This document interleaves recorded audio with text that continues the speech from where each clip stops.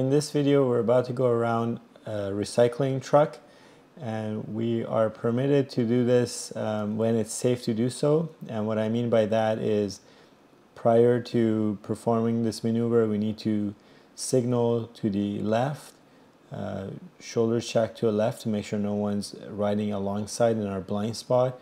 And if the oncoming traffic is far enough that we wouldn't be impeding their movement as we go around the obstruction here, then we are allowed to do this maneuver.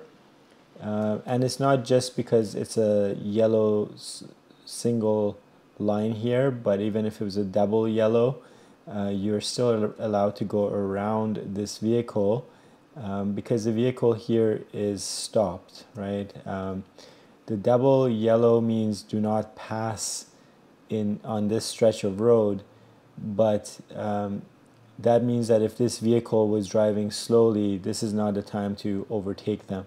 But if this vehicle is stationary, we're not just going to sit there indefinitely.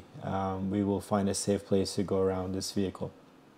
Now, having said that, again, you need to ensure that you have a good line of sight of the traffic that's approaching, oncoming traffic. So if you, let's say there was a bend in the road and we couldn't quite see what's happening around the bend, then that is not the time to be going around that truck. You'll just have to be patient and wait till there's a safe place where you have a good line of sight that you can go around them. And of course, when you're about to come back to your side of the road, signal to the right, shoulder check to your right to make sure that this driver knows what you're intending to do, and also to shoulder check to make sure that this truck is not leaving again at the same time as you're trying to pull back into your lane. So be mindful, be careful around these obstructions. Perform this maneuver only when it's safe to do so.